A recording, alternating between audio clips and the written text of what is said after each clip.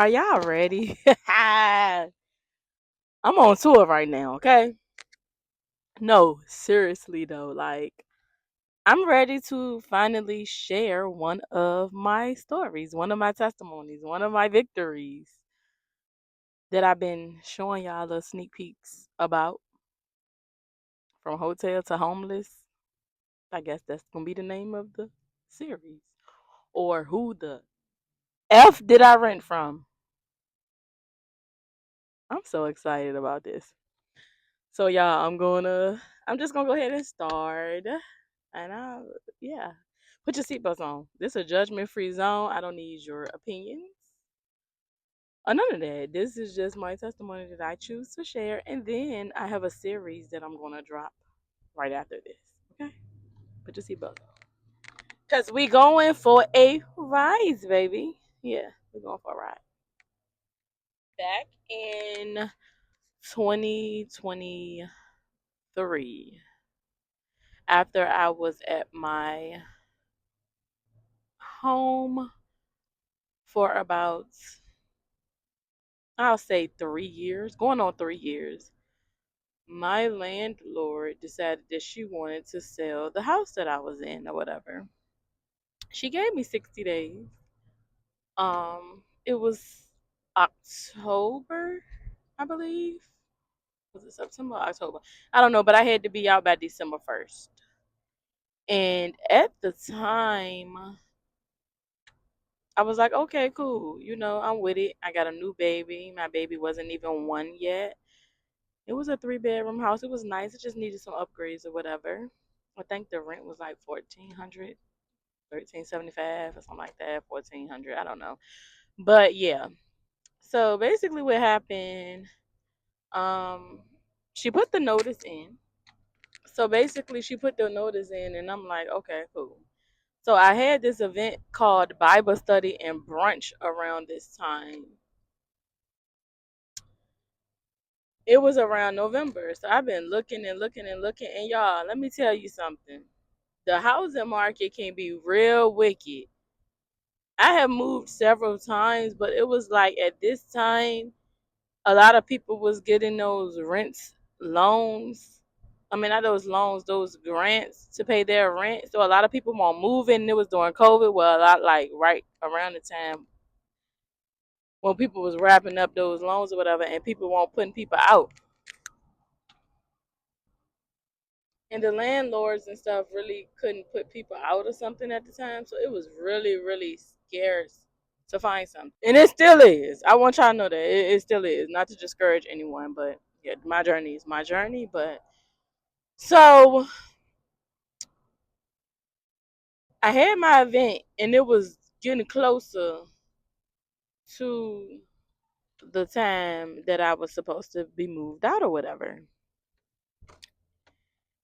And things was just looking real shaky because one of the houses that I had put in for was in like a little rural area, like I'd say Prince George or something like that. No, it wasn't Prince George. It was Matoka. And the landlord was white. She was of a different race. I'm just gonna say that. And she made it seem like someone else had got approved for the house. I cried. I was so discouraged because I just knew I had the house. I met the income requirements, the credit requirements, and everything, and she made it seem like the house was already rented out. So that was definitely like a discouraging moment because I think we only had like a month left to find something. Fast forward, I'm riding past the house. Don't nobody live in the house. No, still nobody live in the house. I'm getting other people to hit her up. The house still available. So I'm like, racist. You know what? Like, oh my god! Like, the racism was real. Like, I'm telling y'all, it was just heavy. Okay, so I'm back. So no, it really was like one of those things. Like, oh, there's some racist stuff going on out here. Like, people really don't want you in their house when you're a certain color, right? Okay. Fast forward, I'm having like anxiety and stuff because we getting closer to the time that it's supposed to be for us to move out. And I'm telling you, I got two kids, it's my husband, and we just steady applying for stuff, and everybody's just saying no because of my utilization on my credit card. My credit good. I ain't gonna say good, but my profile was pretty much decent other than my high utilization on my credit card or whatever. And it really wasn't even that high. I didn't have no evictions. I didn't have no late payments. I'm talking none of that. Like income, everything good. So I'm starting to have panic attacks and stuff, and then I'm dealing with issues, and I ended up having to go to the hospital like a couple of days before it was time for me to move or whatever. Mind you, I'm already been denied and all of that several times. The car is extremely loud. Really? So I already been denied like probably about 4 or 5 times by now. You know, sometimes the screening process could take a while.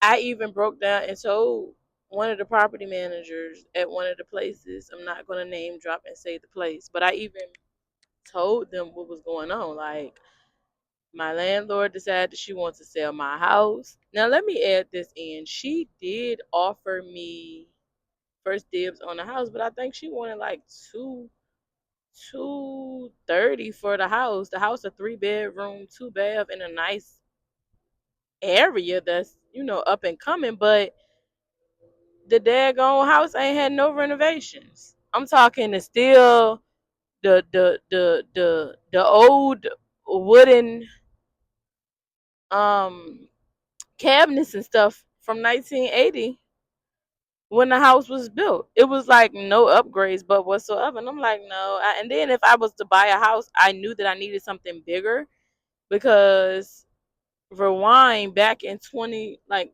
I think a year before that, like 2020, when I got approved for a loan. All of the houses, I think I got approved for 230,000 loan, but the houses were so old, like 1960s and stuff, and 3 bedrooms. And at the time, I didn't have my daughter, but I was like, me and my husband.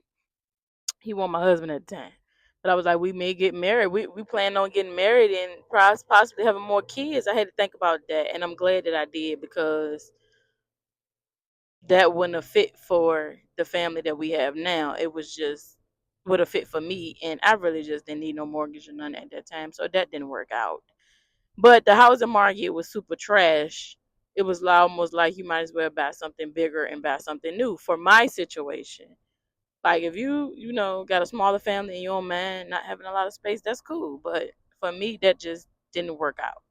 So fast forward, she wanted to sell the house to me for a ridiculous amount. I'm like, I'm not paying that, and I'm asking her, is she gonna upgrade? She gonna do this? She gonna do this or that? She didn't want to do nothing, and I'm like, no, of course she not, because I think she was a mortgage loan officer. She already knew the market. She had multiple houses, so she wasn't new to it. She was true to it. She wanted to make a profit, especially being that people gonna buy the houses as is. I mean, so around this time, it was a couple of days before, I think it was like Thanksgiving. So I messaged her like, look, I had to go to the hospital this week. Can I get another week or so? Let me add this in that I forgot to say. I did forget to mention that during the time of us having to look for a new house, you know, when a person have a house up for sale and someone in it, then she could have people like prospects to come into your home and look at the home. So all of this time I'm stressed out really bad. I'm going back and forth to the hospital. I'm dealing with friendship breakups. I'm dealing with grief because my aunt just had passed. No, did my yep. Did my yep. My other aunt, my aunt Dala had just passed, which was like a second mom to me. R.I.P. to her. My aunt had just passed in February of that year. So it was a heavy, heavy year for me.